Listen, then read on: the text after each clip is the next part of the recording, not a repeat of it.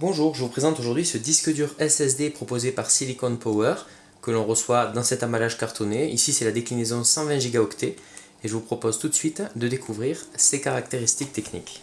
Une fois que l'on a retiré le disque dur de l'emballage, on remarque au fond des indications écrites en anglais et qui expliquent comment paramétrer le BIOS lorsque le disque dur est mal reconnu par le système d'exploitation. Au niveau des caractéristiques techniques, ce disque dur Silicon Power a une capacité de 120 Go, c'est rappelé sur le dessus du boîtier, à ne pas confondre avec des gigabits puisque un octet égale 8 bits. Au niveau de la vitesse en lecture, le fabricant indique une vitesse pouvant atteindre 550 mégaoctets secondes et en écriture 420 mégaoctets secondes. C'est ce qu'on va vérifier dans la suite de la vidéo. Silicon Power indique également que ce disque est 15 fois plus rapide qu'un disque HDD à 5400 tours minute. Il est garanti 3 ans. Le SPS55 a des dimensions standards. On relèvera en longueur 9,9 cm, en largeur 6,9 cm, mais c'est en épaisseur qu'il se distingue de la concurrence avec seulement 7 mm. Pour vous donner un ordre de comparaison, vous trouverez sur la partie haute de la vidéo le Silicon Power, à gauche un modèle OCZ Vertex 3 de 120 Go et à droite un modèle Crucial M500 de 240 Go. Et comme vous pouvez le constater, la longueur et la largeur de ces trois disques sont identiques. En revanche, c'est au niveau de l'épaisseur que ça change, puisque vous pouvez voir que le Silicon Power est bien plus fin que ses concurrents. Ce disque dur est petit, compact, mais il est également léger. Lorsqu'on le met sur une balance, on relève un poids de seulement 34 grammes.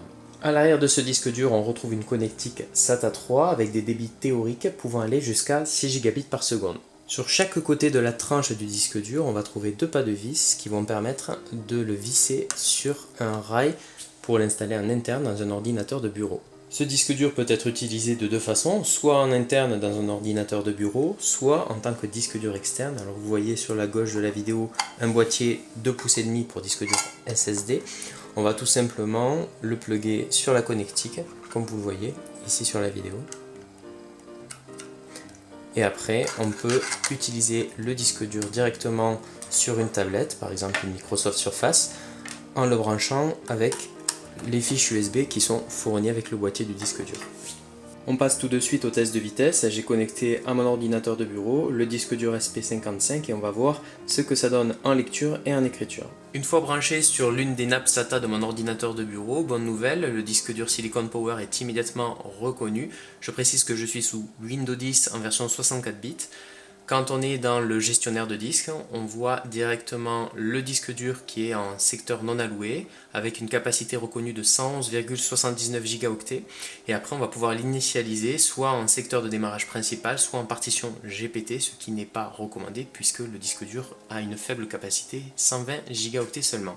On va ensuite utiliser l'assistant création de volume afin que le disque dur soit détecté sous Windows et afin de lui attribuer une lettre sur le poste de travail.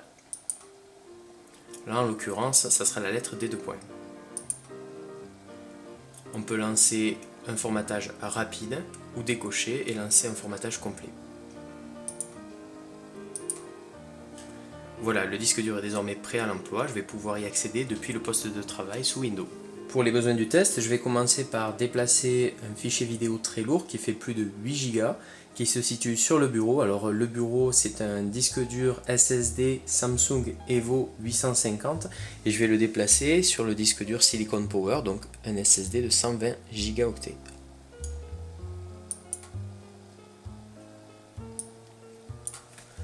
On constate que sur la barre de transfert Windows, ça commence avec des taux très élevés et ensuite ça chute.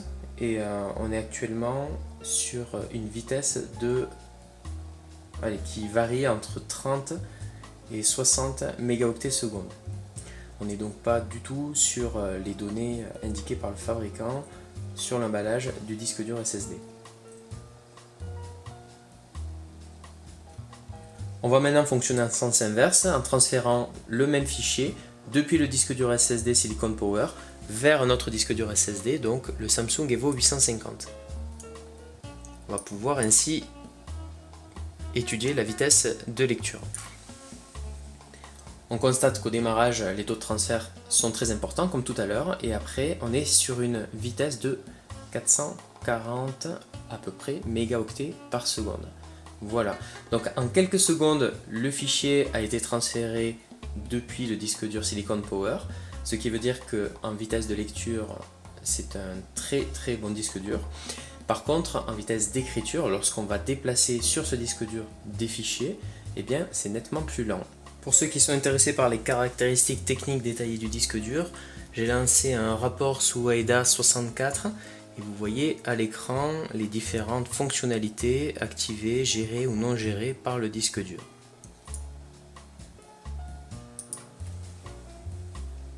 Au niveau des points positifs, je trouve tout d'abord que ce disque dur a un design globalement réussi. J'apprécie ses dimensions, notamment sa finesse. Il est vendu à un prix abordable, je le trouve léger et enfin performant en lecture, puisque je rappelle qu'on obtient des taux de transfert de l'ordre de 410 mégaoctets par seconde. Au niveau des points négatifs, je trouve tout d'abord que la déclinaison 120 gigaoctets est très juste en capacité, on va rapidement le remplir. C'est pour ça que les utilisateurs qui vont acheter cette version-là vont plutôt, à mon sens, l'utiliser comme une alternative au système d'exploitation Windows, par exemple en installant une distribution Linux. Deuxième point négatif, la vitesse d'écriture de ce Silicon Power est décevante puisque j'obtiens des taux en moyenne pouvant aller de 30 à 60 mégaoctets seconde seulement. J'espère que cette présentation vous a intéressé, je vous retrouve prochainement pour un autre test, à bientôt.